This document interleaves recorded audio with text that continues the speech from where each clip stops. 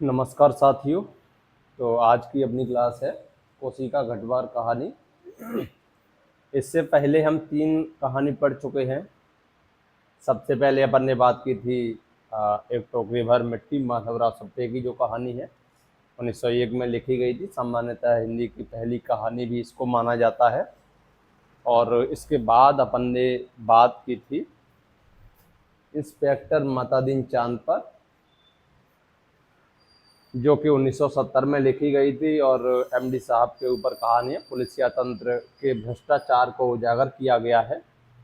और नंबर 3 पर जो कहानी है वो थी अपनी कानों में कंगना, जो कि 1913 में प्रकाशित हुई थी हिंदू पत्रिका में। ठीक है, आप मुझको बताइए, कानों में कंगना जो कहानी है उसका प्रमुख पात्र कौन है? आप कमेंट में बताइए। इसका नायक और नायिका के नाम लिखिए और ये किस पत्रिका में प्रकाशित हुई थी, ये 2 बातें आप बताएंगे। इसके अलावा आज चौथी कहानी हम पढ़ते हैं जिसका नाम है कोशिका घटवार। ये देखो, ये कुछ घटवार टाइप का है, कुछ देख लेना क्या है ये। पता नहीं, हम तो जानते नहीं इसी तरह का होता है क्या कोशिका घटवार। देखो, कोसी क्या है? कोसी है नदी, जो कि बिहार में प्रवाहित होती है और गंगा में आके मिल जाती है। कोसी जो नदी है, बिहार का शोक कहा जाता है इस नदी को। तो इसी के किनारे घटवार लगा हुआ है। घटवार क्या है? मतलब आटा चक्की टाइप का, कि चक्की, आटा चक्की है, वहाँ पर लोग गेहूँ पिसाने आते हैं। और ये घटवार किसका है? हम बिना किसी देर के सार समझते हैं सीधा और अपनी कहानी पर आते हैं। सीधी बात, नो बकवास। तो आइए सीधी बात करते हैं। कोसी का घटवार होता है, कोसी के किनारे होता है, इसीलिए इसका नाम कोसी का घटवार है। और ये घटवार था किसका? राम सिंह। ये घटवार किसका था? ये था गोसाई का। देखिए, इसके प्रमुख पात्र बताए देते हैं। सबसे पहले तो पात्रों की चर्चा की जाती है। कहानी संग्रह का नाम है कोसी का घटवार और कहानी का नाम है कोसी का घटवार, मतलब दोनों के नाम यही है, कहानी संग्रह।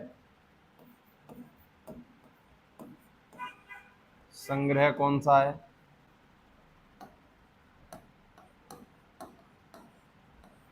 कोसी का घटवार। प्रकाशन वर्ष क्या है इसका? 1958। और ये कहानी किसकी है? शेखर जोशी। शेखर जोशी। कोसी का घटवार कहानी संग्रह में कई सारी कहानियां हैं, जैसे कि सबसे महत्वपूर्ण कहानी तो यही है, कोसी का घटवार। उसके अलावा बदबू, जोशी जी की बहुत प्रसिद्ध कहानी है। बदबू के अलावा दाजियू। ठीक है, ये बहुत प्रसिद्ध कहानियां हैं। तो कोसी के घटवार की बात करते हैं, 1958 की कहानी है, आज़ादी के बाद की कहानी है। इसमें क्या होता है कि एक पात्र होता है जिसका नाम है गोसाई, और दूसरा एक पात्र होता है, मतलब पात्र होती है, नायिका है इस कहानी की जिसका नाम है लक्ष्मा। तो लक्ष्मा और गोसाई के प्रेम प्रसंग पर आधारित ये कहानी है। एक प्रेम कहानी है, दोनों की लव स्टोरी है। और लव स्टोरी चलती है फ्लैशबैक में, यानी कि पूर्व दीप्ति शैली में चलती है। जो गोसाई है वो सोच रहा है कि जाने कहाँ गए वो दिन, उस तरह का जो गाना है ना, जाने कहाँ गए वो दिन, मतलब पुराने दिनों को याद करते हुए गोसाई जो है सोच रहा है कि किस तरह से लक्ष्मण और हमारा मिलन हुआ करता था, लेकिन आज क्या से क्या हो गया देखते देखते। तो हुआ क्या है कि जो गोसाई है वो नौकरी करता है, मतलब अब तो रिटायरमेंट हो गया है, लेकिन नौकरी करता था। कहाँ पर करता था नौकरी? तो ये नौकरी करता था फौज में, आर्मी में। और आर्मी में नौकरी करता है, लेकिन अब रिटायर हो गया है। और रिटायर होने के बाद उसने कोसी नदी के किनारे एक भट्ट खोल लिया है। आटा चक्की का काम करता है, आटा पीसने का काम करता है। क्या होता है ना कि फौजी लोग कभी बैठते नहीं है, मतलब कहते हैं ना कि जवान कहते हैं आर्मी वालों को, कि आर्मी वाले बूढ़े भी हो जाते हैं ना, तब भी कहते हैं उनको क्या, जवान। मतलब 60 या 50 साल की सर्विस में है, कोई 50 साल का हो चुका है, सेना का कोई अधिकारी है, लेकिन उसको क्या कहा जाएगा, उसको बुजुर्ग नहीं कहा जाएगा 50, यानी कि इवन 60-55 साल पे भी क्या कहा जाता है, जवान। तो इसने भी अपनी टाइम पास के लिए, हालांकि इसको पेंशन तो मिल ही रही थी, फौज में था तो, लेकिन इसने घट खोल लिया है, चक्की खोल ली है और आटा पीसने का काम करता है कोसी नदी के किनारे, इसीलिए कोसी का घटवार कहा जाता है। क्वेश्चन पूछा जाता है किस नदी के किनारे है, तो कोसी नदी के किनारे है। ठीक है, चलो आगे बढ़ते हैं। लक्ष्मण नाम की एक कौन होती है, इसी को ले लेते हैं इधर। लक्ष्मा नायिका कौन है, पात्र देख लो, गोसाई,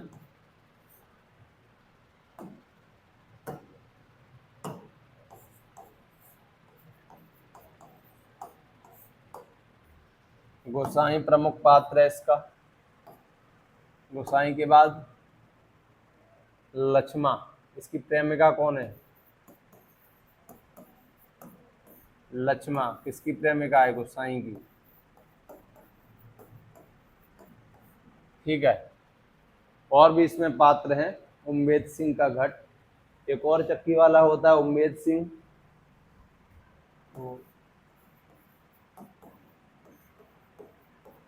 उम्मेद सिंह का घट है। एक राम सिंह, राम सिंह, इसको रमुआ भी कहते हैं, रमुआ। क्या होता है ना, गांव में नाम थोड़े बिगड़ ही जाते हैं, रमुआ कहा जाता है राम सिंह को। तो जो इसकी शादी होती है लक्ष्मा की, वो किससे होती है, राम सिंह से होती है, गोसाई से नहीं हो पाती है। और प्रेमिका है गोसाई की है, लेकिन गोसाई से इसका विवाह नहीं हो पाता है। क्या था ना कि गोसाई को पता चला, गोसाई को क्या पता चला कि इसका विवाह लक्ष्मा से हो गया है, मतलब लक्ष्मा का विवाह हो गया है, राम सिंह से हो गया है, ये गोसाई को पता चला। ठीक है, लक्ष्मा के बाप ने कहा था कि जो बंदूक की नोक पर जान हथेली पे रखने वाले को हम अपनी बेटी कैसे सौंप दें, क्या पता आज वो बॉर्डर पर है, लौट के आया ना आया, तो हम उसको अपनी बेटी नहीं दे सकते ना। मतलब गोसाई ने बहुत कोशिश की कि लक्ष्मा से विवाह हो जाए, लेकिन हो नहीं पाया, तो फिर ये लव स्टोरी चलती रहती है। लेकिन इसका जो हस्बैंड है, लक्ष्मा का हस्बैंड है, वो बहुत जल्दी एक्सपायर हो जाता है, देहांत हो जाता है उसका, तो लक्ष्मा फिर से विधवा हो जाती है। फिर एक दिन लक्ष्मा जा रही होती है, फिर क्या होता है कि लक्ष्मा अपने मायके में रहने लगती है, तो मायके वालों में भी सोचने लगते हैं, मायके वाले उसके चाचा ताऊ और उनके लड़के, कि कहीं लक्ष्मा इस प्रॉपर्टी पर कब्जा न कर ले, तो ये सब भी चलता ही है। लक्ष्मा का एक बेटा होता है, छोटा सा बेटा, रमुआ उसे छोड़ के चला गया है, राम सिंह। अब लक्ष्मा आटे को सिर पे रखे, गेहूं के कट्टे को सिर पे रखे जाती है और गोसाई के घट के किनारे पहुंचती है, पूछती है, गोसाई से कहती है, मतलब अभी उसको पता नहीं है कि गोसाई यहाँ रहता है। लक्ष्मा पूछती है कि हमारा लंबर लगा दोगे क्या, पहले आटा नहीं है सुबह के लिए भी, लंबर का प्रयोग करती है, मतलब नंबर, एक तरह से कि हमारा नंबर लगा दो जी, सुबह के लिए आटा नहीं है, बेटा भूखा है। तो गोसाई कहता है, मना कर देता है, मतलब दूर से ही मना कर देता है कि यहाँ लंबर देर में आवेगा, उम्मेद सिंह के घट पर जाकर पिसवा लीजिए आप। तो गोसाई को बाद में सोचता है कि क्यों उस व्यक्ति को लौटा दिया मैंने, 2 मिनट का आसरा ही होता। अकेलापन है गोसाई की जिंदगी में बहुत ज़्यादा, और अकेलापन उसको काटता है। तो गोसाई कह रहा है कि मैंने लक्ष्मा को, मतलब लक्ष्मा का तो पता नहीं है ना कि ये लक्ष्मा है कि नहीं, कि मैंने उसको क्यों लौटा दिया, 2 मिनट उससे बातें होती, बैठती, आसरा ही होता, नहीं लौटाना चाहिए था मुझे। तो फिर गोसाई कहता है आ जाओ, आ जाएगा नंबर। तो लक्ष्मण चली जाती है, फिर बाद में भेद खुलता है, पता चलता है कि गोसाई हैं, तो उनकी बातें ताज़ा हो जाती हैं, पुरानी यादें ताज़ा हो जाती हैं। तो फिर धीमे धीमे क्या होता है ना कि कभी कभी दो बिछुड़े प्रेमी मिलते हैं तो एकदम से समझ नहीं पाते क्या बात करें क्या बात न करें। तो दोनों शांत हो जाती है, मतलब बातें होती है, मन ही मन में होती, आंतरिक संवाद होता है, लेकिन खुलकर अभिव्यक्तियां नहीं होती हैं, खुलकर अपनी बातें व्यक्त नहीं होती हैं। क्या होता है ना कि मतलब आंखों से आंसू भी आ रहे हैं और खुशी भी हो रही है कि चलो मिल लिए। तो ऐसा कभी कभी होता है, मतलब कुछ कह नहीं पाते हैं, मतलब अंदर से जब इंसान बहुत दुखी हो ना तो वो कुछ बोलता नहीं है, सुनता है दूसरों की। अपन एक निराला की बहुत प्रसिद्ध कविता है सरोज स्मृति। तो जब सरोज की मृत्यु हो जाती है, सरोज निराला जी को बहुत ज़्यादा प्रिय थी और सरोज की मृत्यु से पहले उनकी पत्नी की जो मनोहरा देवी थी उनकी मृत्यु हो चुकी थी, तो निराला बहुत ही ज़्यादा अकेलापन महसूस करने लगे थे। तो सरोज की मृत्यु के बाद निराला कुछ बोले नहीं, कुछ नहीं बोले किसी से भी, 1 महीने तक वो शांत रहे। जबकि ऐसा नहीं था कि उनके मन के अंदर भाव नहीं थे, भाव तो बहुत थे, बोलना भी चाहते थे, लेकिन वो बोले नहीं। और बोले कब? सरोज स्मृति ही उसका परिणाम थी। 1 महीने बाद उन्होंने एक कविता लिखी, भावों का अतिरेक उसमें दिखाई देता है, अपनी पुत्री पर कविता लिखी। और कविता में वो लिखते हैं अपने दुख दर्द, लिखते हैं अपने जीवन के कि दुख ही जीवन की कथा रही, क्या कहूँ आज जो नहीं कही, कन्यगत मैं तेरा तर्पण कर कर करता मैं तेरा अर्पण। इस तरह की कुछ कविता है ना, कि बहुत ही जल्दी वो मृत्यु को प्राप्त हो गई थी। तो यही सब चलता रहता है गोसाई और लक्ष्मण के बीच में। गोसाई कुछ पैसे दे देता है लक्ष्मण को।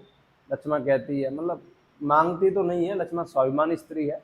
लक्ष्मण कहती है कि अब तो कोई किसी का नहीं होता, गुजारा भी नहीं होता है, कहीं से पैसे आ गए थे तो मैंने आटा ले लिया है और आपसे पिसवाने आपके यहाँ ले आई हूँ। तो गोसाई कुछ 2-2.5 सेर एक्स्ट्रा अतिरिक्त आटा भी डाल देता है और कुछ पैसे दे देता है, एक नोट निकालता है दे देता है। तो लक्ष्मण लेती भी नहीं है कि नहीं नहीं रहने दीजिए, मैंने तो ऐसे ही बोल दिया बात कभी, तो मेरा मतलब ये नहीं था। ठीक है, इस तरह की कहानी चलती है। तो बस इन्हीं की प्रेम प्रसंग है। चलो अपन पढ़ते हैं, क्यों टाइम जाया करें। 1932 में इनका जन्म हो रहा है, शेखर जोशी का। ठीक है,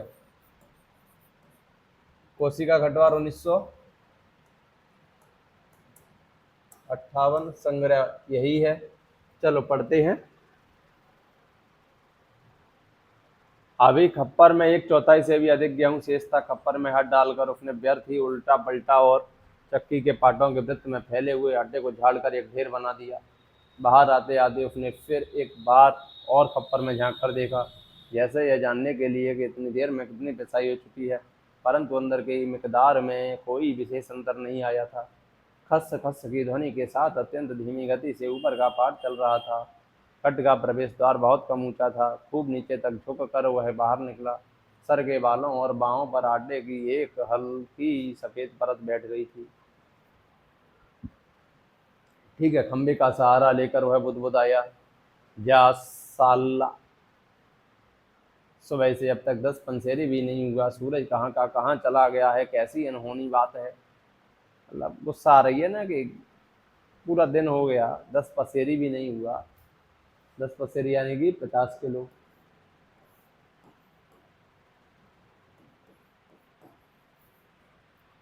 बात अनहोनी तो है ही, जेठ बीत रहा है। जेठ होता है क्या? जून, मई जून वाला, खूब गर्मी पड़ती है।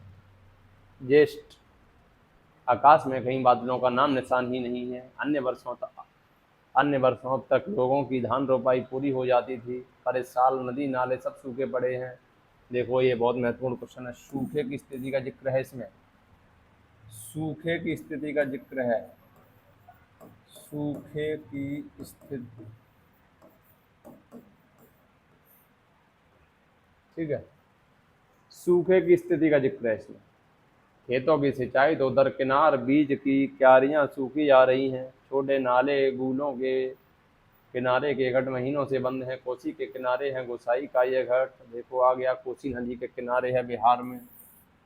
ठीक है, इसको ध्यान रखना है। ऑप्शन में आएगा गोसाई का घाट किसके किनारे था? कोसी, गंगा, जमुना, नर्मदा, सिंध, झेलम, चिनाब, रावी, ब्यास, सतलज। इस तरह के कई सारी नदियों के ऑप्शन होंगे, आपको एक लगाना है। कौन सा लगाओगे? कोसी का लगाओगे। पर इसकी भी चाल ऐसी कि लद्दू घोड़े की चाल को मात देती है। चक्की के निचले खंड में छिच्चर छिच्चर की आवाज के साथ पानी को काटती हुई मथानी चल रही थी। यहाँ से क्वेश्चन बन चुका है, छिच्चर छिच्चर, मथानी की आवाज कैसी थी? तो मथानी की आवाज थी छिच्चर छिच्चर। ठीक है, तो ये ध्यान रखना है आपको। छिच्चर छिच्चर आवाज थी मथानी की। खस्सर खस्सर आवाज आएगी अभी, अभी छिच्चर छिच्चर है। ठीक है, ये मार्क कर रहे हैं ना, तो ये PYQ है किसी नेट का। और ये कहानी MP असिस्टेंट प्रोफेसर में भी लगी हुई है, तो उसके लिए भी इम्पोर्टेंट है। ठीक है, चलो आगे बढ़ो। मथानी चल रही थी, कितनी धीमी आवाज़, अच्छे खाते पीते ग्वालों के घर में दही की मथानी इससे ज़्यादा शोर करती है। इसी मथानी का वह शोर होता था कि आदमी को अपनी बात नहीं सुनाई देती थी। और अब तो भले नदी पार कोई बोले तो बात यहाँ सुनाई दे जाए, है ना। कौन सी नदी पार? कोसी नदी पार। छप छप छप। पुरानी फौजी पैंट को घुटनों तक मोड़कर गोसाई अपनी पानी की गूढ़ के अंदर चलने लगा।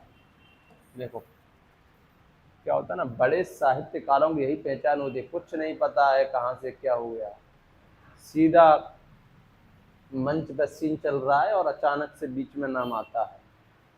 गोसाई लक्ष्मण का प्रेम शुरुआती पेज पे नहीं है, गोसाई का नाम अभी आया है दूसरे पेज पर, और लक्ष्मण तो अभी आई भी नहीं है।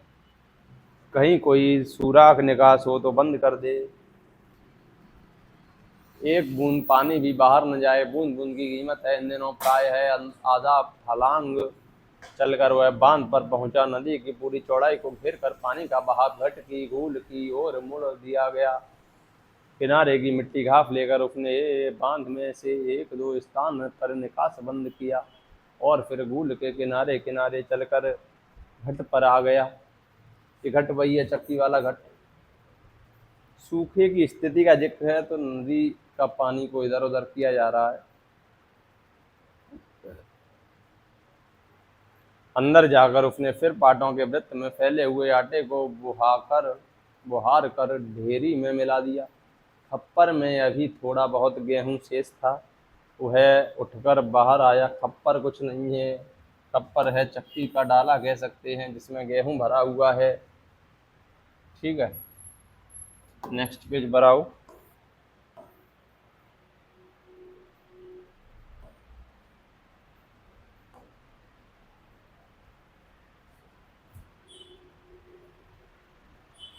दूर रास्ते पर एक आदमी सर पर पेशान रखे उसकी ओर जा रहा था। गोसाई ने उसकी सुविधा का ख्याल कर वहीं से आवाज दे दी, है हो यहाँ लंबर देर में आएगा, 2 दिन का पेशान अभी जमा है, ऊपर उम्मेद सिंह के घट में देख लो। तो वो व्यक्ति कौन था? लक्ष्मण ही था वो व्यक्ति। तो वो व्यक्ति आ रहा था और उसने दूर से ही मना कर दिया, क्योंकि धूप बहुत थी, सूखा पड़ रहा था, बारिश हो नहीं रही थी, कि यहाँ मत आओ, यहाँ लंबर देर में आएगा, क्योंकि यहाँ आ जाएगा वो आदमी फिर उसको लौट के जाना पड़ेगा। इसलिए उसने पहले ही मना कर दिया। उस व्यक्ति ने मुड़ने से पहले एक बार और प्रयत्न किया। खूब ऊंचे स्वर में पुकार कर वह बोला, जरूरी है जी, पहले हमारा नंबर नहीं लगा दोगे? व्यक्ति ने कहा लक्ष्मण ने कि साहब पहले हमारा ही नंबर लगा दो, थोड़ा इमरजेंसी अर्जेंट है, बच्चा भूखा है। गोसाई होठों में मुस्कुराया, साला कैसे चीखता है, जैसे घट की आवाज इतनी हो कि मैं सुन न सकूं। कुछ कम ऊंची आवाज में उसने हाथ हिलाकर उत्तर दे दिया, यहाँ जरूरी का भी बाप रखा है जी, तुम ऊपर चले जाओ। वह आदमी लौट गया। ठीक है, तो उमेद सिंह का घट आया है ना, ये नाम याद रखना है। ऑप्शन में आएगा निम्नलिखित में से किसका घट कहानी में नहीं था। 4 ऑप्शन आएंगे, उमेद सिंह का घट, और कौन कौन से घट है? गोसाई का घट, ठीक है, दोनों और कोई नहीं। उस व्यक्ति ने मुड़ने से पहले ये हो गया, गोसाई होटो ही होटो यहाँ जरूरी का बाप है जी, ये हो गया, वह आदमी लौट गया।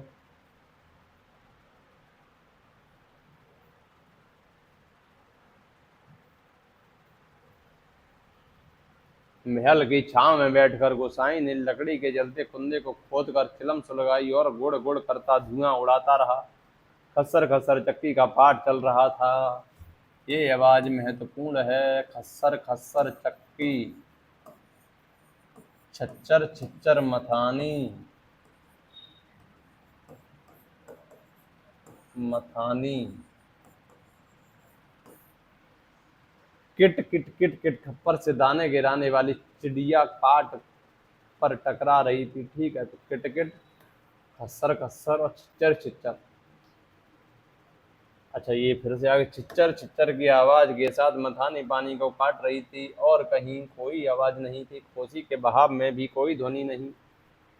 रेती पाथरों के बीच में टखने टखने पत्थर भी अपना सर उठाए आकाश को निहार रहे थे। दोपहरी ढलने पर भी इतनी तेज धूप कहीं चौरी चिरैया भी नहीं बोलती, किसी प्राणी का प्रिय अप्रिय स्वर नहीं। सूखी नदी के किनारे बैठा गोसाई सोचने लगा, क्योंकि उस व्यक्ति को लौटा दिया, लौट तो वह जाता ही घट के अंदर टच पड़े किसान के थैलों को देखकर दो चार क्षण की बातचीत का आसरा ही होता। टच पड़े यानी कि खाली पड़े, किसान को देखकर वो व्यक्ति लौट तो वैसे भी जाता है। अब वो सोच रहा है कि भला मैंने उसको क्यों लौटा दिया, मैं उसको न लौटाता तब भी वो लौट जाता, तो 4 घंटे का आसरा ही होता। अकेला तो वैसे भी बैठा हूँ, तो थोड़ी सी बात होती। कभी कभी गोसाई को यह अकेलापन काटने लगता है। सूखी नदी के किनारे का यह अकेलापन नहीं, जिंदगी भर साथ देने के लिए जो अकेलापन उसके द्वार पर धरना देकर बैठ गया है, वही मतलब जीवन का अकेलापन है। उसके जीवन में कोई नहीं है, बाप माता ही है नहीं, भैया भाभी कोई नहीं है उसका। एक प्रेमिका थी, लेकिन प्रेमिका भी उसको मिल न सकी जिसे अपना कह सके। ऐसे किसी प्राणी का स्वर उसके लिए नहीं, पालतू कुत्ते बिल्ली का स्वर भी नहीं। क्या ठिकाना ऐसे मालिक का जिसका घर द्वार नहीं, खाने पीने का ठिकाना नहीं। ठीक है,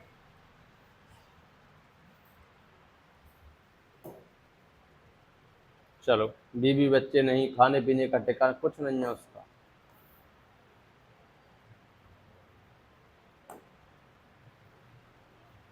घुटनों तक उठी हुई पुरानी फौजी पैंट के मोड़ को गोसाई ने खोला। फौजी पैंट पहनता था क्योंकि रिटायर आर्मी मैन था। धूल में चलते हुए थोड़ा भाग भीग गया था, पर इस गर्मी में उसे भीगी पैंट की यह शीतलता अच्छी लगी। पैंट की सलवटों को ठीक करते करते गोसाई ने हुक्के की नली से मुंह हटाया। उसके होठों में बाएं कोने पर हल्की सी मुस्कान उभर आई। बीती बातों की याद गोसाई सोचने लगा।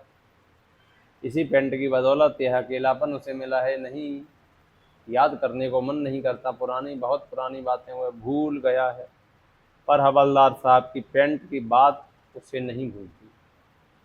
जो हवलदार साहब है ना, ये फौजी पेंट पहना करते थे,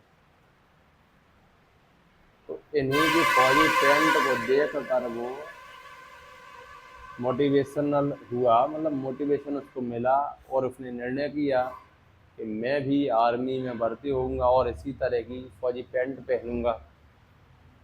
और उसके अकेलेपन का कारण भी यही फौजी पैंट है, क्योंकि फौजी पैंट अगर न पहनता, फौज में न होता, तो लक्ष्मण का बाप उसकी शादी करा देता लक्ष्मण से। क्योंकि वो फौजी था, इसीलिए तो लक्ष्मण के बाप ने कहा था कि परदेश में अपनी जान हथेली पे रखने वाले को हम अपनी बेटी कैसे दे दें, क्या पता कब विधवा हो जाए। लेकिन विधि का विधान देखिए, किस्मत देखिए कि लक्ष्मण का जो पति था वो मृत्यु को प्राप्त हो चुका है, और ये जो फौज में है वो फौजी व्यक्ति अभी भी जीवित है, रिटायर हो गया है सही सलामत। ठीक है, ऐसी ही फौजी पैंट पहनकर हवलदार धर्म सिंह आया था। लॉन्ड्री की धुली हवलदार धर्म सिंह। एक और नाम ध्यान रख लो भैया पात्रों में, गोसाई, उमेद सिंह, लक्ष्मण, हवलदार धर्म सिंह। नोकदार क्रीज वाली पैंट, वैसे ही पैंट पहनने की महत्वाकांक्षा लेकर गोसाई फौज में गया था, पर फौज से लौटा तो पैंट के साथ साथ जिंदगी का अकेलापन भी उसके साथ आ गया। पैंट के साथ और भी कितनी स्मृतियां संबद्ध हैं उस बार की छुट्टियों की बात। अब वो सोच रहा है, पहले कभी आया होगा घर पे, तब उसको लक्ष्मण मिली होगी, उसकी प्रेमिका। तो वो अपनी बात सोच रहा है, और ये सोचने वाली बात ही तो होती है फ्लैशबैक, पूर्व दीप्त शैली। यानी कि जैसे अपने साथ 10 साल पहले कोई घटना घटी हो, फिर आज उस घटना को अपन शब्दबद्ध कर रहे हैं, उसको लिख रहे हैं, अपनी डायरी में लिख रहे हैं, कहीं भी लिख रहे हैं कि मेरे साथ ये हुआ था, मैंने 10 साल पहले ये काम किया था, मैंने, मतलब कोई भी काम हो सकता है। तो ये वही छुट्टियों की बात लिख रहा है। कौन महीना, मतलब याद कर रहा है सब। जैसे टीवी में देखते हो, नाटकों में या मूवियों में, मूवी चलती है और चलते चलते या फिर नायक कुछ सोच रहा है, हीरो कुछ सोच रहा है कि मेरी प्रेमिका को, मेरी हीरोइन को इस गुंडे ने किस तरह से मारा, और हीरो गुंडे की लड़ाई हो रही है, और लड़ाई में वो सोच रहा है कि इसने मेरी नायिका को इस तरह से मारा था, तो फिर वो 4 और मारता है, इधर से मारता है, चार बुरी तरह से मारता है, सोच सोच के मारता है कि इसने मेरे साथ इतना बुरा किया, मैं कैसे इसको छोड़ दूं। तो ये सोच रहा है कौन महीना था। हाँ, बैसाखी था, बैसाख था शायद, क्योंकि पुरानी बात है ना, जब छुट्टियों में आया था, फ्लैशबैक है।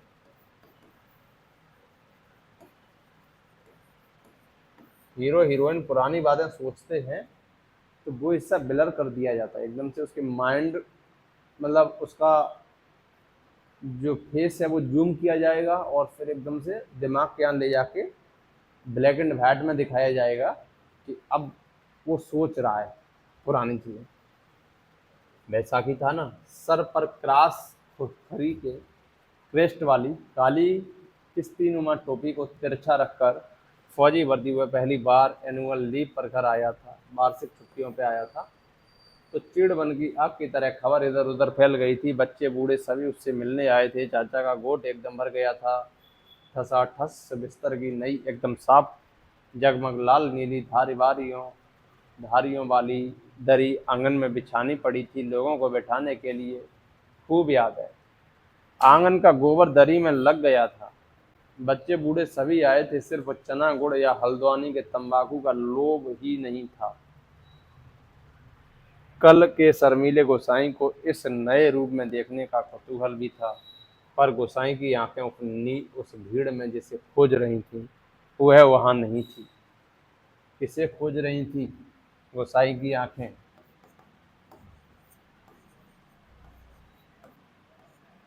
प्रेमिका लक्ष्मा को। हल्द्वानी ध्यान रखना है, एक शहर है उत्तराखंड में, हल्द्वानी। तो ये शहर आपका जिक्र आया हुआ है। क्वेश्चन ऐसे आता है कि निम्नलिखित में से कोसी का घटवार कहानी में किस शहर का जिक्र नहीं है, या किस शहर का जिक्र है? ऑप्शन में आएगा हल्द्वानी।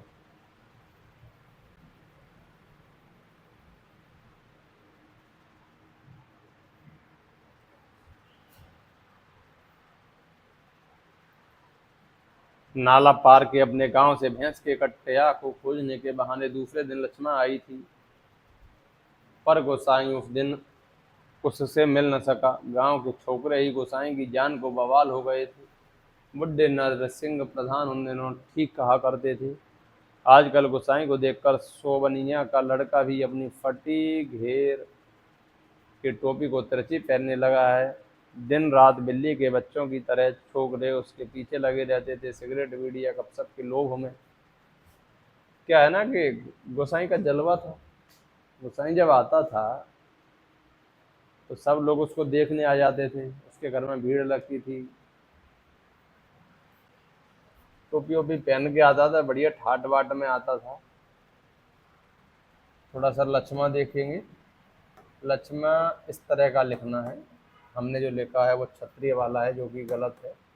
इसी तरह का लिख लेना है लक्ष्मण। ठीक है, चलो। और है अभी इसमें, एक दिन बड़ी मुश्किल से मौका मिला था उसे लक्ष्मण को पात पतेल के लिए जंगल जाते देखकर वह छोकरों से कांकड़ के शिकार का बहाना बनाकर अकेले जंगल को चल दिया। कौन चल दिया अकेले जंगल को? गोसाई चल दिया, क्योंकि उसके दोस्तों से घेरे रहते थे, जाने ही नहीं देते थे कहीं। वो कोशिश करता था कि लक्ष्मण से मिल ले, लेकिन मिलने नहीं देते थे। अब सबके सामने तो वो मिल नहीं सकता।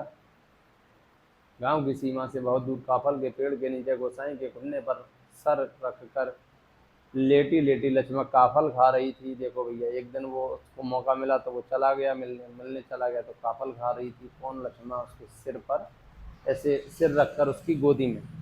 ठीक है, अक्सर ऐसा देखा ही जाता है, वर्तमान में भी पार्कों में प्रेमी प्रेमिका पाए जाते हैं इस तरह के, कि एक सिर रखे हुए है दूसरे की में और दूसरा कुछ खा रहा है या दूसरा कुछ खिला रहा है। ठीक है, पके गदराए गहरे लाल लाल काफल। काफल क्या? एक फल है, और क्या है? खेल खेल में फा खेल खेल में काफलों की छीना जब्ती कर दे गोसाई ने लक्ष्मण की मुट्ठी बीच दी। टप टप काफलों का गाढ़ा लाल रस उसकी पैंट पर गिर गया था। लक्ष्मण ने कहा, इसे यहीं रख जाना, मेरी पूरी बाह की कुर्ती इसमें से निकल जाएगी। वह खिलखिलाकर अपनी बात पर स्वयं ही हंसती थी, क्योंकि लक्ष्मण भोली थी ना, नटखट पना था, तो उसको हंसी आ गई। उसने कहा, काफल का जो रस था वो गोसाई की पैंट पे गिर गया। पैंट कौन सी थी? फौजी पैंट थी। तो गोसाई के पैंट पर गिर गया तो लक्ष्मण कह दिया कि इसको यहीं रख जाना, मेरी कुर्ती की बाह बन जाएगी। मतलब मजाक के अंदाज में कहा और हंस दी।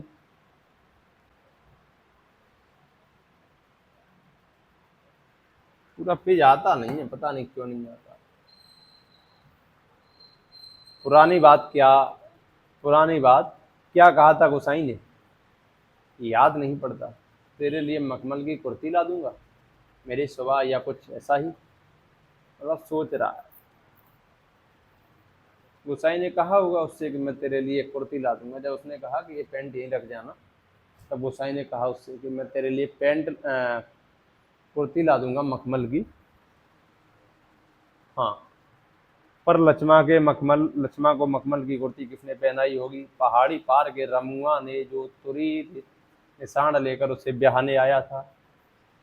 सब कुछ फ्लैशबैक में चल रहा है। वो सोच रहा है घट के किनारे बैठे बैठे कि मैंने उससे कहा था कुर्ती ला दूंगा आपकी बात लौट कर आऊंगा तो, लेकिन उसको कुर्ती पहनाई किसने होगी?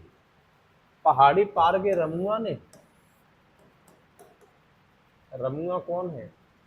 उसका हस्बैंड, जिससे लक्ष्मण की शादी हुई है।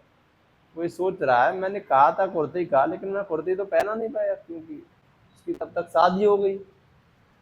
और शादी किससे हो गई? रमुआ से हो गई। ठीक है, राम सिंह या रमुआ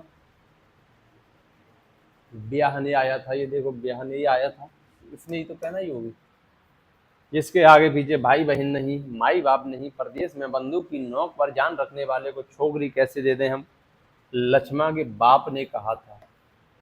इम्पोर्टेंट है, VVIMP। कई बार एग्जामों में एज इट इज लाइन आई है। इस तरह का लाइन है पूरी की पूरी, जिसके आगे पीछे भाई बहन नहीं, माई बाप नहीं, प्रदेश में बंदूक की नोक पर जान रखने वाले को छोकरी कैसे देगी? लक्ष्मण के बाप ने कहा था। तो ये लाइन आएगी और नीचे 4 कहानियों के नाम होंगे। कोशिका गढ़वार, उसने कहा था, प्रेमचंद घर में। तो आपको लगा देना है, अगर आपको पता है तभी तो लगा पाओगे।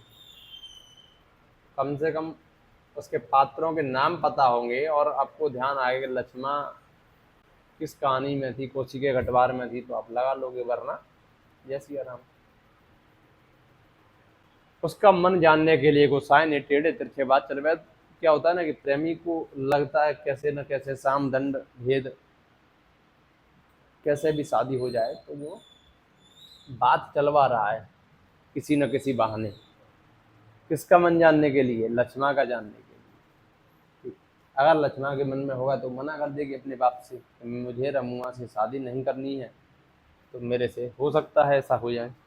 उसी साल मंगसिर की एक ठंडी उदास शाम को गोसाई की यूनिट के सिपाही किशन सिंह ने, एक और नाम आ गया, किशन सिंह ने क्वार्टर मास्टर स्टोर के सामने खड़े खड़े उससे कहा था, हमारे गांव के राम सिंह ने जिद की, तभी छुट्टियां बढ़ानी पड़ी। इस साल उसकी शादी थी। रिस कुछ नहीं होता, इस साल है। इस साल उसकी शादी थी। खूब अच्छी औरत मिली है यार।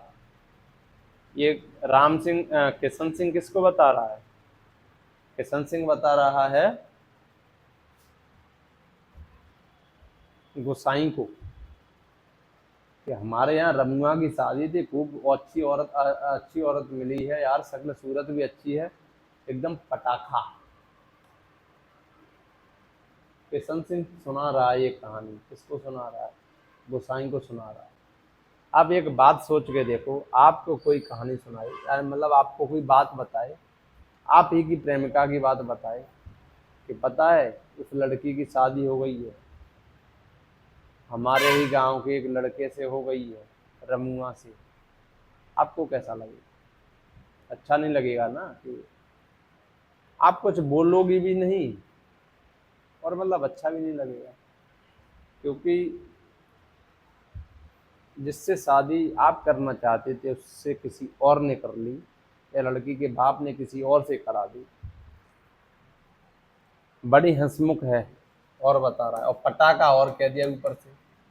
अब किशन सिंह को ये थोड़ी ना पता है कि गोसाई की ये प्रेमिका थी। किशन सिंह तो अपने हिसाब से बता रहा है कि मित्र है हमारा, उस हिसाब से एकदम पटाखा और कह दिया है। किसी की गर्लफ्रेंड को कोई पटाखा कहे तो उसको अच्छा नहीं लगेगा, है ना। बड़ी हंसमुख है, तुमने तो देखा ही होगा, तुम्हारे गांव की नज़दीक की ही है। लक्ष्मा लक्ष्मा कुछ ऐसा ही नाम है। अब वो कह रहा कुछ ऐसा नाम है, तुम्हारे गांव के नज़दीक की है, इसीलिए तुमने तो देखा ही होगा गोसाई। अब गोसाई इसको कुछ कह भी नहीं पा रहा है, और मन कर रहा है कि यहाँ से मैं उठ के चला जाऊँ, इसकी बात ना सुनूं। गोसाई को याद नहीं पड़ता कौन सा बहाना बनाकर वहां से कृष्ण सिंह के पास से चला आया था। रमडे थे उस दिन। रमडे वही एक बोतल वोडका का, काम मेरा रोज का। ना मुझको कोई टोकता ना मुझको कोई टोके, उसके गाना चल रहा था उस तरह का। हमेशा आधा पैग लेने वाला गोसाई उस दिन पेशी करवाई थी मलेरिया प्रिकॉशन कराने करने के अपराध में। सोचते सोचते गोसाई बुदबुदाया, साला एडजुटेंट एडजुटेंट।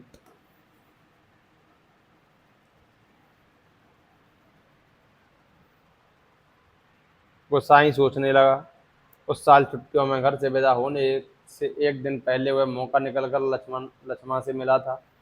मिल लिया होगा एक दिन, आगे पीछे कुछ मौका ढूंढ के। गंगनाथ जू की कसम, जैसा तुम कहोगे वैसा ही करूंगी। आंखों में आंसू भरकर लक्ष्मा ने कहा था गंगनाथ जू की कसम। देखो गंगनाथ जू, तो ये ध्यान रखना है आपको कि गंगनाथ जू किस में आया है, किसकी कसम खा के कहा था लक्ष्मा ने? गंगनाथ जू की कसम। ठीक है, गंगनाथ जू लक्ष्मा ने कहा था, आंखों में आंसू भर के, मतलब इमोशनल हो गई थी। बरसों से वह सोचता आया है कभी लक्ष्मा से भेंट होगी तो वह अवश्य कहेगा कि वह गंगनाथ का जाकर लगाकर प्रायश्चित जरूर कर ले। देवी देवताओं से झूठी कस्में खाकर उन्हें नाराज करने से क्या लाभ। जिस पर भी गंगनाथ का कोप हुआ वह कभी फल फूल नहीं पाया, पर लक्ष्मा से कब भेंट होगी यह वह नहीं जानता। लड़कपन से संगी साथी नौकरी चाकरी के लिए मैदानों में चले गए हैं। गांव की ओर जाने का उसका मन नहीं होता। लक्ष्मा के बारे में किसी से पूछना उसे अच्छा नहीं लगता।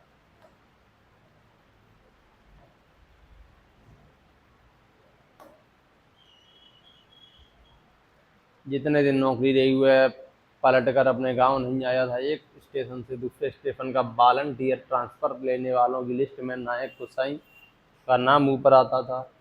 लगातार 15 साल तक। पिछले बैसाख में ही वह गांव लौटा। 15 साल बाद रिजर्व में आने पर अब काले बालों को लेकर गया था, खिचड़ी बाल लेकर लौटा है। लक्ष्मण का हट उसे अकेला बना गया। क्या होता है ना कि जो व्यक्ति बहुत ज़्यादा अकेलापन महसूस करता है जल्दी बुढ़ा जाता है, टेंशन जल्दी बूढ़ा कर देता है।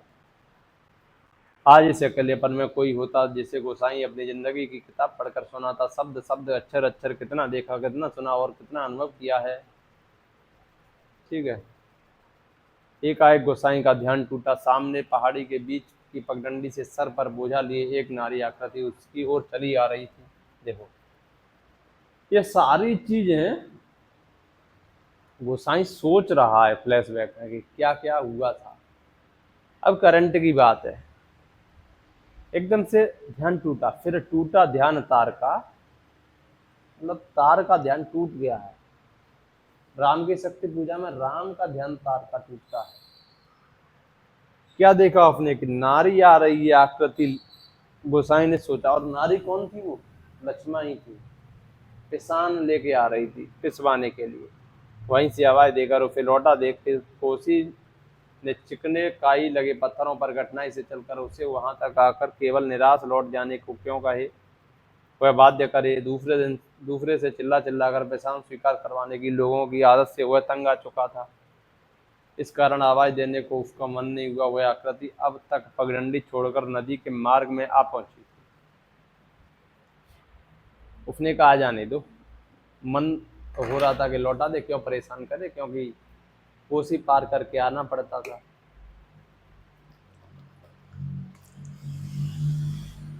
लेकिन फिर उसने कहा कि रहने दो, आ ही जाने दो इन्हें। ठीक है। चक्की की बदलती आवाज को पहचान कर गोसाई घट के अंदर चला गया। खप्पर का अनाज समाप्त हो चुका था। खप्पर में एक कम अन्न वाले थैले को उलटकर उसने अन्न का निकास रोकने के लिए काठ की चिड़ियों को उल्टा कर दिया। किट किट का स्वर बंद हो गया। वह जल्दी जल्दी आटे के थैले को भरने लगा। कट के अंदर मथाने की छच्चर छच्चर की आवाज बंद हो गई। ठीक है, चलो आगे बढ़ो।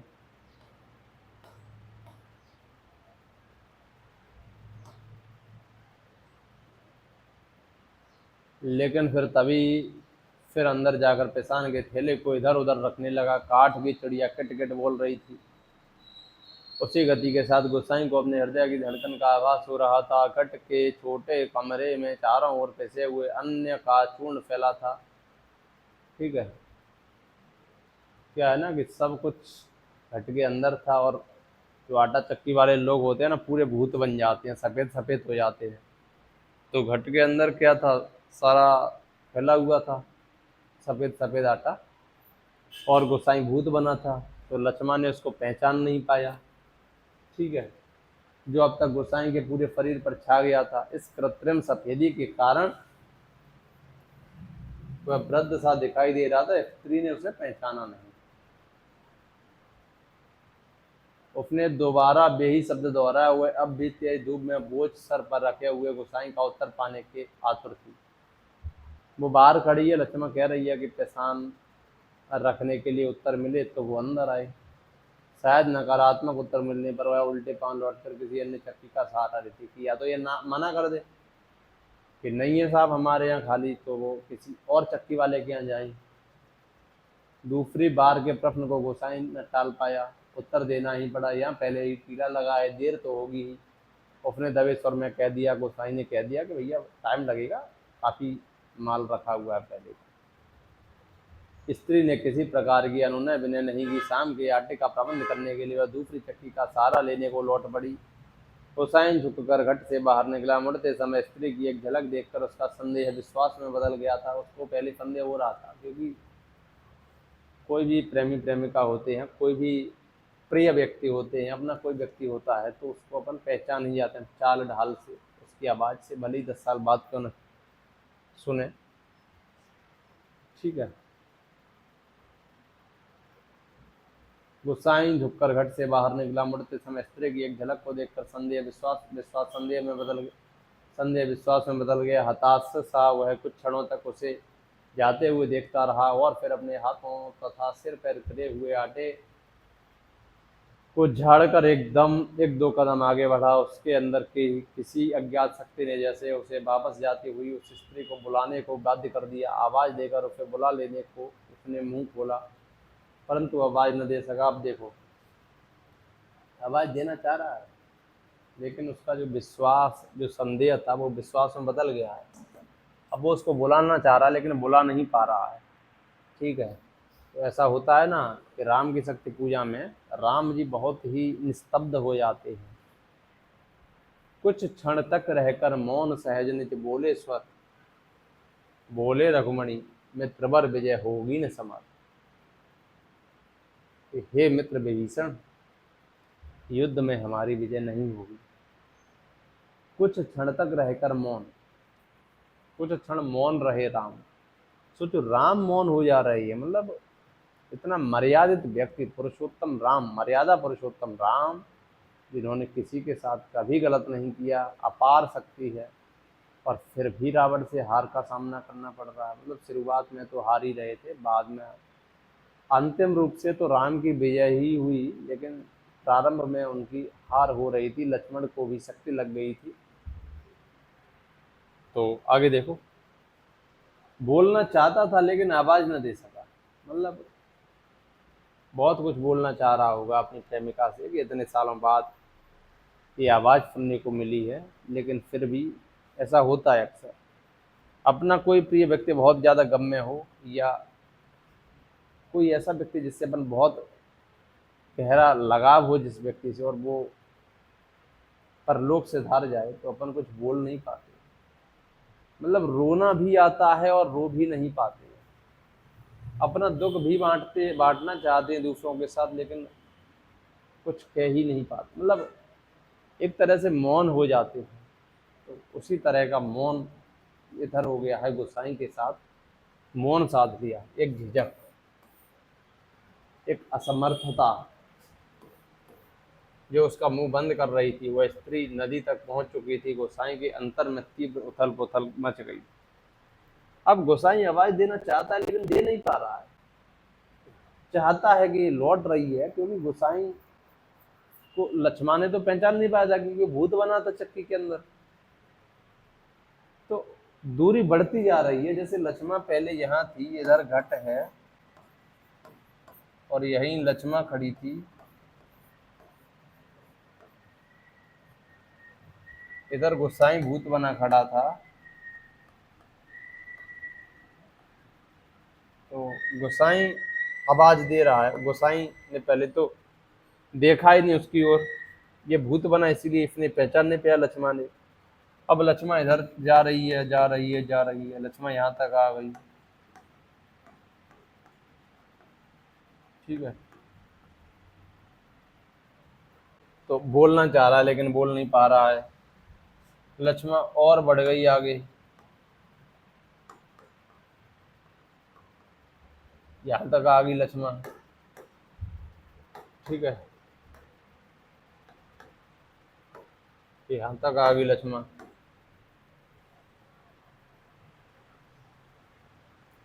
अंदर उथल पुथल हो रही है गोसाई के अंतर में, तीव्र उथल पुथल मच रही है कि कैसे न किसी तरह से आ जाए।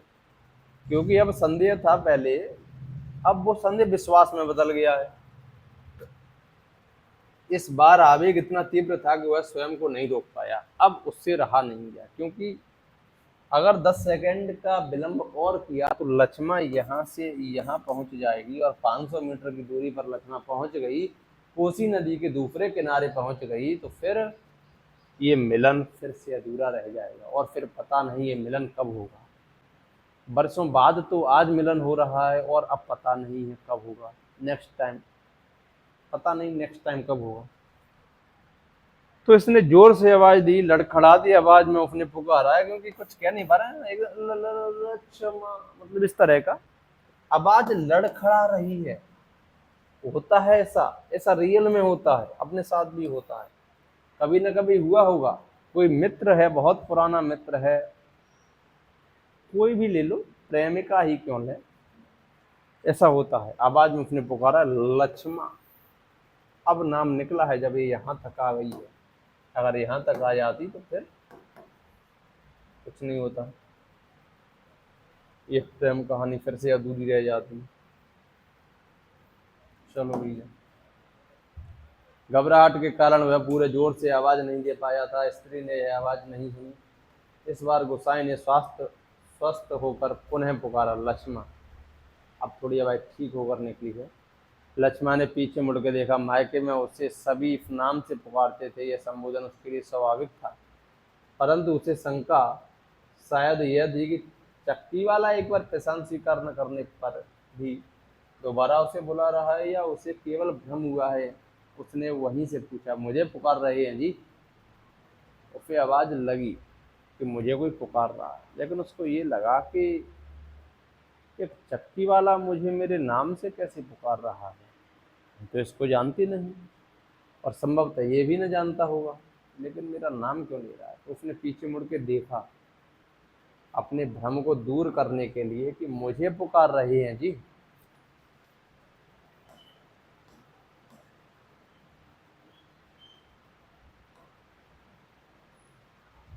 गोसाई ने संयत स्वर में कहा, हाँ ले आओ, हो जाएगा।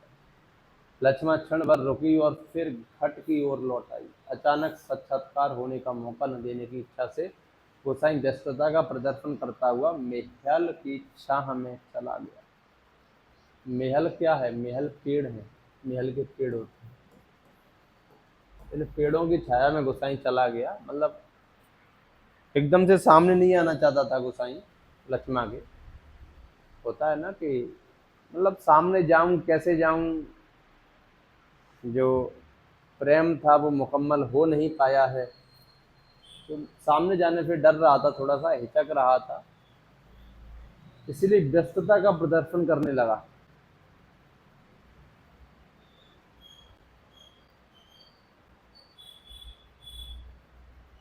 ये यार ये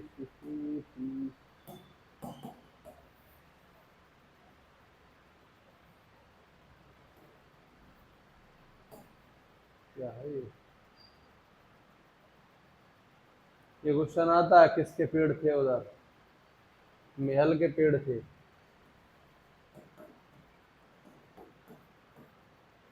लक्ष्मण पेशान का थैला घट के अंदर रखाई, बाहर निकलकर उसने आंचल के कोर से मुंह पहुंचा। तेज धूप में चलने के कारण उसका मुंह लाल हो गया था। किसी पेड़ की छाया में विश्राम करने की इच्छा से उसने इधर उधर देखा। महल के पेड़ की छाया में घट की ओर पीठ किए गोसाई बैठा हुआ था। निकट स्थान में दाड़िम के पेड़ की एक छाह को छोड़कर अन्य कोई बैठने लायक स्थान नहीं था। वह उसी ओर चलने लगी। मेहल और दाड़िम के पेड़, ध्यान रखना है किन दो पेड़ों की चर्चा हुई या कहानी है। मेहल और दाड़िम, ठीक है, इधर लिखे देते हैं। मेहल प्लस दाड़िम, ठीक है। गोसाई की उदारता के कारण ऋणी सी होकर ही जैसे उसके निकट आते ही कहा, तुम्हारे बाल बच्चे जीते रहें घटवार जी, बड़ा उपकार का काम किया तुमने। ऊपर के घट में भी जाने कितनी देर में नंबर आता। तो लक्ष्मण कह रही है कि आपने अच्छा काम किया, आपने मुझे बुला लिया और तुम्हारे बाल बच्चे जीते रहे, क्योंकि अभी भेद खुला नहीं है। गोसाई को तो पता चल गया, गोसाई का संदेह विश्वास में बदल गया, लेकिन लक्ष्मण कह रही है कि तुमने बड़ा उपकार का काम किया है, क्योंकि मैं धूप में आटा रख के ले आ रही थी और तुमने मुझे बुला लिया, मैं तो एकदम से चली ही गई थी। तुम्हारे बाल बच्चे जीते रहे, इस तरह का आशीर्वाद टाइप का दे रही है कि तुम्हारा ईश्वर भला करे घटवार जी। तो ये गोसाई भूत बना है और गोसाई सामने से साक्षात्कार हुआ नहीं है। तो बड़ा उपकार कर दिया तुमने। ऊपर के घट में अभी कितनी देर में नंबर आता पता ही नहीं है।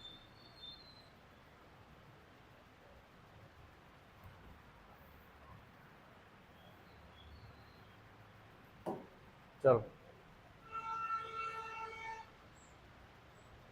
अब देखो क्या है। आजाद संतति के प्रति दिए गए आशीर्वचनों की गोसाई ने मन ही मन विनोद के रूप में ग्रहण किया। इस कारण उसकी मानसिक उथल पुथल कुछ कम हो गई। लक्ष्मण की ओर देखें, इससे पूर्व भी उसने कहा, जीते रहें तेरे बाल बच्चे लक्ष्मण, मायके कब आई। अब भेद खुल रहा है, पूछ रहा है गोसाई मायके कब आई। गोसाई ने अंतर में घुमड़ती आंधी को रोक कर यह प्रश्न इतने संयत स्वर में किया जैसे वह भी अन्य 10 आदमियों की तरह लक्ष्मण के लिए एक साधारण व्यक्ति हो। मतलब फॉर्मल में किया जैसे और लोगों के लिए लक्ष्मण उस तरह का। दाड़िम की छाया में पात पतेल झाड़कर बैठते लक्ष्मण ने संकित दृष्टि से गोसाई की ओर देखा। कोसी की सूखी धार अचानक जल प्लावित होकर बहने लगती तो भी लक्ष्मण को इतना आश्चर्य न होता जितना अपने स्थान से केवल 4 कदम की दूरी पर गोसाई को इस रूप में देखने पर हुआ। अब लक्ष्मण समझ गई। विस्मय से आंखें फाड़कर वह उसे देखने जा रही थी, जैसे अभी भी उसे विश्वास न हो रहा हो कि जो व्यक्ति उसके सम्मुख बैठा हुआ है उसका पूर्व परिचित गोसाई ही है। तुम जाने लक्ष्मण क्या कहना चाहती थी, शेष शब्द उसके कंठ में ही रह गए। हाँ, पिछले साल पलटन से लौट आया था, वक्त काटने के लिए यह घट लगवा लिया। गोसाई ने ही पूछा, बाल बच्चे ठीक हैं?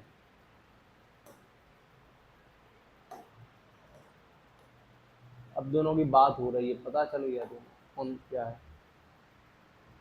आंख जमीन पर टिकाए गर्दन हिलाकर संकेत से ही उसने बच्चों की कुशलता की सूचना दे दी। मतलब आंखों ही आंखों में संवाद हो रहा है, नैनों से नैनों में ही हो रहा है। जमीन पर गिरे एक दाड़िम के फूल को हाथों में लेकर लक्ष्मण उसकी पंखुड़ियों को एक एक कर निरुद्देश्य तोड़ने लगी और गोसाई बदले सींग लेकर आग को कुरेदता रहा। बातों का क्रम बनाए रखने के लिए गोसाई ने पूछा, तू अभी और कितने दिन मायके ठहरने वाली है? गोसाई पूछ रहा लक्ष्मण से। अब लक्ष्मण के लिए अपने को रोकना संभव हो गया। टप टप टप वह सर नीचा की आंसू गिराने लगी। भैया लक्ष्मण इमोशनल हो गई है, आंसू गिरने लगे हैं। कुछ बोला नहीं जा रहा है लक्ष्मण से। सिसकियों के साथ साथ उसके उठते गिरते कंधों को गोसाई देखता रहा। उसे यह नहीं सूझ रहा था कि वह किन शब्दों में अपनी सहानुभूति प्रकट करे। अरे यार, इतने पे ही क्यों चिपक जाता है ये?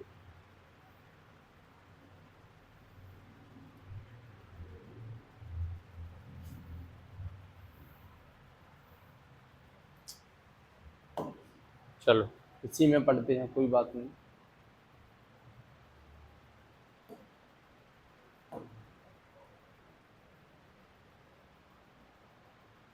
इतनी देर बाद सहसा गोसाई का ध्यान लक्ष्मण के शरीर की ओर गया। उसके गले में चिरेऊ चरेऊ सुहाग चिन्ह नहीं था।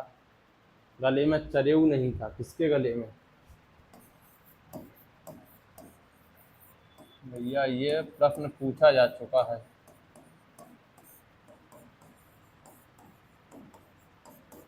इसीलिए VIMP है ये। चरेऊ का अर्थ होता है सुहाग चिन्ह। तो चरेऊ नहीं था। किसके गले में नहीं था चरेऊ? लक्ष्मण के गले में नहीं था। हत प्रभ सा गोसाई उसे देखता रहा। अपनी व्यावहारिक अज्ञानता पर उसे बेहद झुंझलाहट हो रही थी। आज अचानक लक्ष्मण से भेंट हो जाने पर वह सब बातें भूल गया जिन्हें वह कहना चाहता था। इन क्षणों में वह केवल मात्र श्रोता बनकर रह गया। गोसाई की सहानुभूतिपूर्ण दृष्टि पाकर लक्ष्मण आंसू पोंछती हुई अपना दुखड़ा रोने लगी।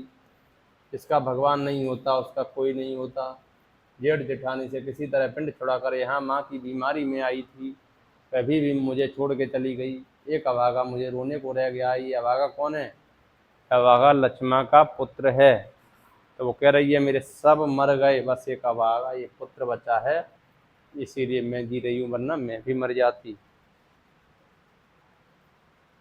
मुझे रोने को रह गया है, उसी के लिए जीना पड़ रहा है, नहीं तो पेट पर पत्थर बांधकर कहीं डूब मरती, जंजाल कटता।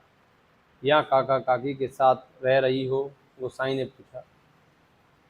काका काकी होता है चाचा चाची। मुश्किल पड़ने पर, ये देखो, काका काकी। मुश्किल पड़ने पर कोई किसी का नहीं होता जी। बाबा की जायदाद पर उनकी आंखें लगी हैं, सोचते हैं कहीं मैं हक न जमा लूँ। मैंने साफ कह दिया है, मुझे किसी का कुछ नहीं लेना देना। जंगलात का लीसा ढो ढो कर अपनी गुजर कर लूँगी, किसी की आंख का कांटा नहीं बनूंगी। गुसाई ने किसी प्रकार मौखिक संवेदना नहीं प्रकट की, केवल सहानुभूतिपूर्ण दृष्टि से उसे देखता रहा। दाड़म के वृक्ष से पीठ टिकाकर लक्ष्मण घुटने मोड़कर बैठी थी। गोसाई सोचने लगा, 15-16 साल किसी की जिंदगी में अंतर लाने के लिए कम नहीं होते। समय का यह अंतराल लक्ष्मण के चेहरे पर भी एक छाप छोड़ गया था, पर उसे लगा उस छाप के नीचे वह आज भी 15 साल पहले की लक्ष्मण को देख रहा है।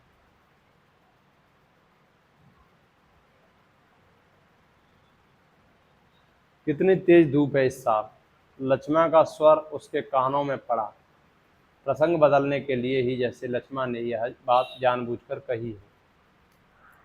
लक्ष्मण ने अपनी बात को बदल दिया, मतलब उसने बात को बदला।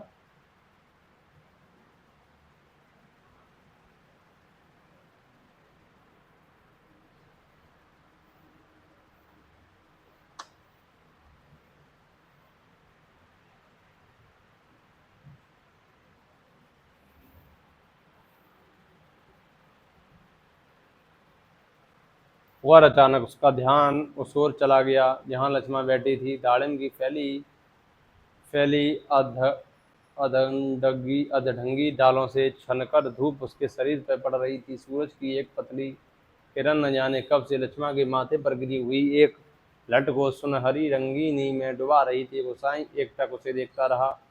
दोपहर तो बीत चुकी थी। लक्ष्मण ने प्रश्न किया तो गोसाई का ध्यान टूटा। क्या प्रश्न किया है गोसाई से लक्ष्मण ने? हाँ, अब तो 2 बजने बजने वाले होंगे। उसने कहा, इधर धूप लगी रही हो तो इधर आ जाओ छाँव में। कहता हुआ गोसाई एक जम्हाई लेकर अपने स्थान से उठ गया। नहीं, यही ठीक है, कहकर लक्ष्मण ने गोसाई की ओर देखा, लेकिन वह अपनी बात कहने के साथ ही दूसरी ओर बैठ गया। देखो, लक्ष्मण और गोसाई की बातें चल रही हैं, दोनों प्रेमी प्रेमिकाओं की बात चल रही है धीमे धीमे।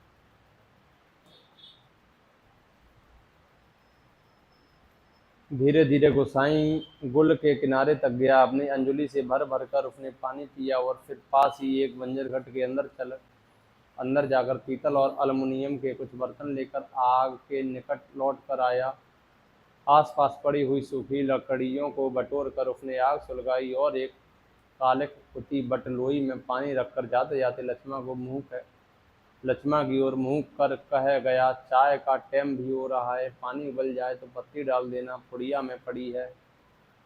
मतलब लक्ष्मण को चाय पिला रहा है। कह गया है कि पानी उबल जाए तो पत्ती डाल देना, चाय बन जाएगी, जिससे अपन पी लेंगे चाय। ठीक है। और देखो क्या है, लक्ष्मण ने उत्तर नहीं दिया। हुआ उसे नदी की ओर जाने वाली पगडंडी पर जाता हुआ देखती। लक्ष्मण ने कुछ नहीं कहा।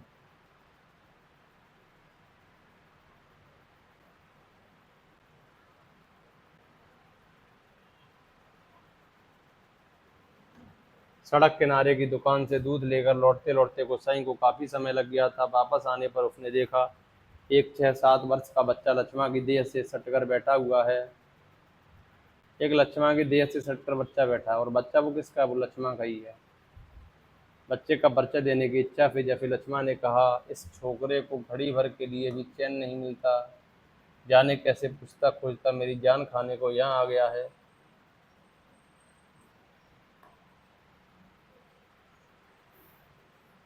लक्ष्मण का बच्चा आ गया है गोसाई।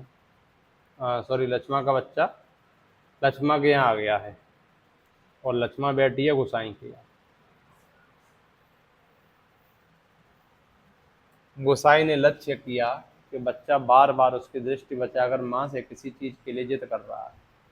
एक बार झुंझलाकर लक्ष्मण ने उसे झिड़क दिया, चुप रह, अभी लौटकर घर जाएंगे, इतनी सी देर में क्यों मरा जा रहा है। मतलब लक्ष्मण ने गुस्सा कर दिया कि हर जगह तू ऐसा ही करता रहता है, चुप रह। चाय के पानी में दूध डालकर गोसाई फिर उसी बंजर घट में गया। चाय बना रहा है ना गोसाई, चाय के पानी में दूध डाल के बंजर घट में गया। कौन? गोसाई। एक थाली में आटा लेकर वह गूल के किनारे बैठा बैठा उसे गूंथने लगा। महल के पेड़ की ओर आते समय उसने साथ में 2-1 बर्तन और ले लिए। लक्ष्मण ने बटलोई में दूध चीनी डालकर चाय तैयार कर दी थी। एक गिलास, एक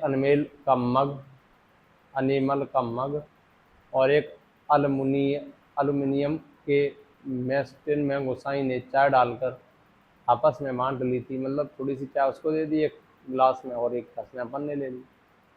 और पत्थरों से बने बेढंगे चूल्हे के पास बैठकर रोटियां बनाने का उपक्रम करने लगा। पत्थरों से बना चूल्हा यानी कि ईंट वगैरह रख के बना लेते हैं ना, मिट्टी का चूल्हा, उस तरह का।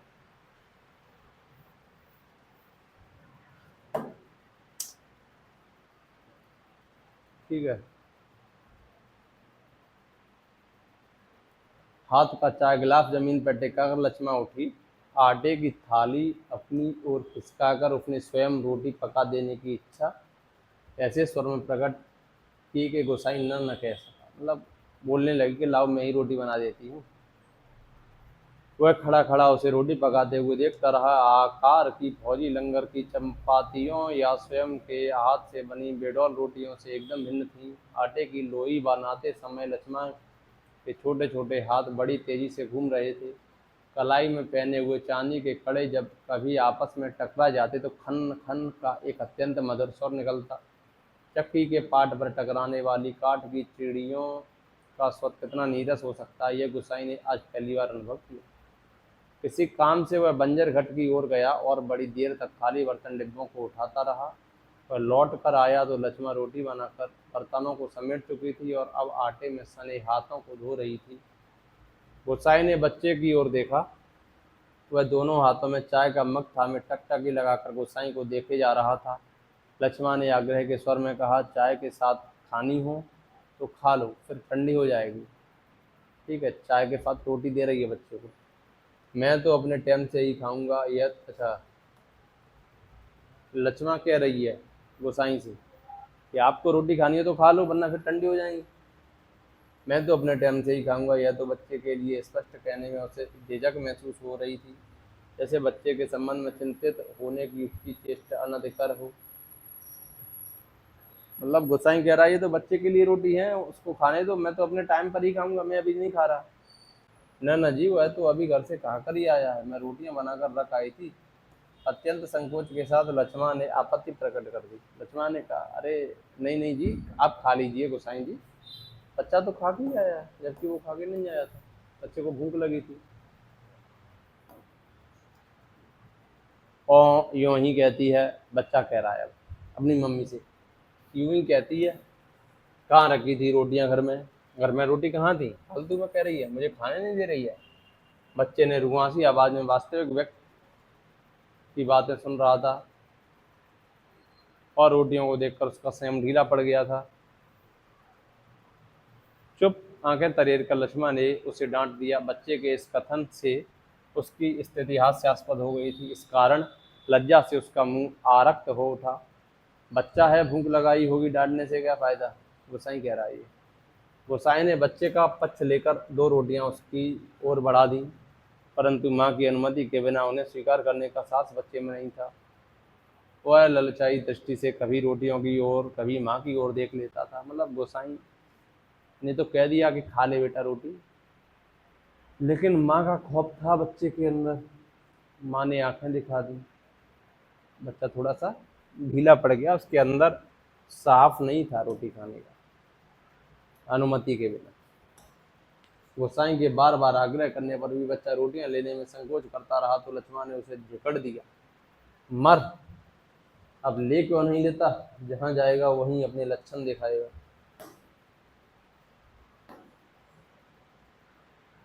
स्वयं भी एक रोटी चाय में डुबाकर खाते खाते गोसाई ने जैसे इस तनाव को कम करने की कोशिश की और मुस्कुराकर कहा, लोग ठीक कहते हैं, औरत के हाथ की बनी रोटियों में स्वाद ही दूसरा होता है। क्योंकि आज लक्ष्मण ने बनाई है ना रोटी, इसलिए। लक्ष्मण ने करुण दृष्टि से उसकी ओर देखा। गोसाई को होकर खोखली हंसी हंस रहा था। कुछ साग सब्जी होती तो बेचारा एक आधी रोटी खा लेता। गोसाई ने बच्चे की ओर देखकर अपनी व्यवस्था प्रकट की।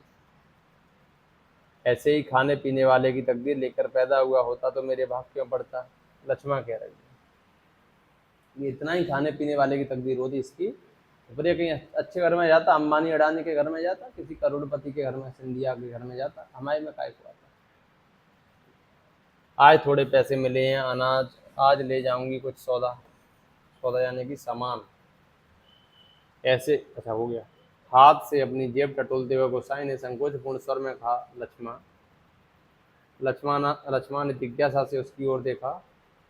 लक्ष्मण को ऐसा लगा कि शायद कुछ बात कह रहा है, तो उसने थोड़ा सा जानने की इच्छा से कही, हाँ जी बोलिए।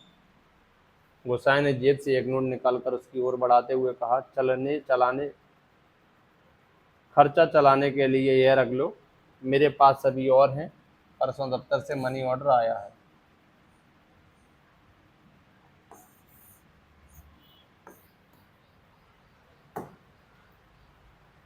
नहीं नहीं जी, काम तो चल ही रहा है। मैं इस मतलब से थोड़ा ही ना कह रही थी यह बात। तो यह तो बात चली थी तो मैंने कह दिया कहकर लक्ष्मण ने फायदा लेने से इनकार कर दिया। गोसाई को लक्ष्मण का यह व्यवहार अच्छा नहीं लगा। रुकी आवाज में वह बोला, दुख तकलीफ के वक्त ही काम आदमी नहीं आए तो क्या मतलब है? बेकार है साला, कितना कमाया कितना फूका हमने इस जिंदगी में, है कोई हिसाब नहीं है। पर क्या फायदा, किसी के काम नहीं आया, इसमें एहसान की क्या बात है? पैसा तो मिट्टी है साला, किसी के काम नहीं आया तो मिट्टी है मिट्टी एकदम। परंतु गोसाई के इस तर्क के बावजूद भी लक्ष्मण अड़ी रही। बच्चे के सर पर हाथ फेरते हुए अपने दार्शनिक गंभीरता से कहा, गंगनाथ दाहिने रहें तो भले बुरे दिन निभ ही जाते हैं। पेट का क्या है, घट के खप्पर की तरह जितना डालो कम हो जाएगा। अपने पराए प्रेम से हंस बोल दें तो वह बहुत है। दिन काटने के लिए खत्म ही हो गया। बांध की ओर जाने से पहले वह एक बार लक्ष्मण के निकट गया। पिसान पे जाने की सूचना देकर वापस लौटते हुए फिर ठिठक कर खड़ा हो गया। मन की बात कहने में जैसे उससे झिझक हो रही हो। अटक अटक कर वह बोला, लक्ष्मण।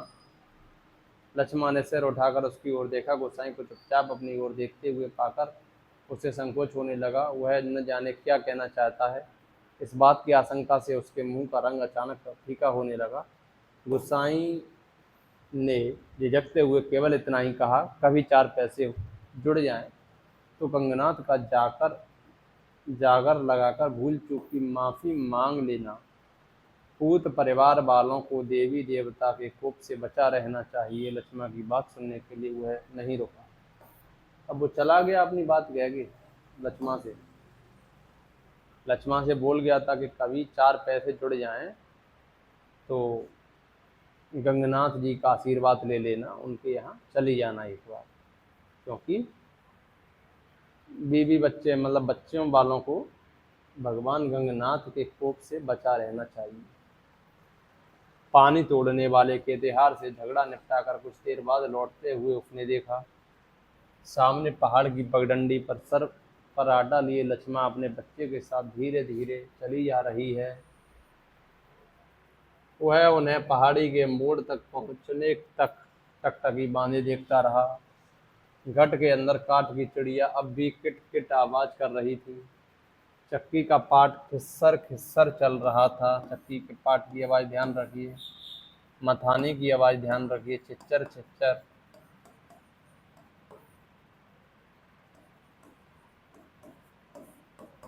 छिच्चर छिच्चर, खिस्सर खिस्सर है चक्की के पाट की आवाज। और मथाने की पानी काटने की आवाज भी आ रही थी। यही आवाज तो है, छिच्चर छिच्चर। और कहीं कोई स्वर नहीं, सब सुनसान। तो देखो इसमें क्या चीजें हैं। एक तो ये फ्लैशबैक में है, नंबर 1 फ्लैशबैक। नंबर 2 पहाड़ी परिवेश।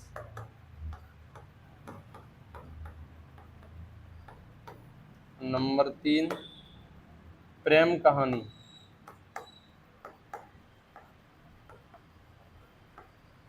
नंबर 4 सूखे का जिक्र।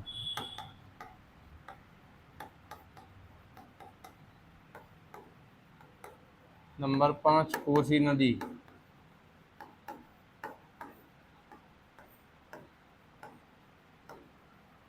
ठीक है, तो ये कुछ चीज़ें हैं जो आपको ध्यान रखनी है। बाकी इसका प्रकाशन वर्ष और संग्रह आपको पता ही है। ठीक है, तो आज की कहानी थोड़ी सी लंबी हो गई है, लगभग 1 घंटे से ज़्यादा की हो गई है। तो चलो क्या करें, लंबी कहानी थी, थोड़ा रीडिंग भी कर ली थी और समझा भी था 20-15-20 मिनट में। तो थोड़ा सा टाइम लग गया है। बाकी आप इसको 1.5x पे 2x पे देख लीजिए तो थोड़ा सा टाइम कम हो जाएगा। ठीक है, ज़्यादा बातें न करते हुए क्लास को समाप्त करते हैं। तो आज की क्लास में इतना ही, तब तक के लिए नमस्कार, बने रहिए हमारे साथ। चलिए, धन्यवाद।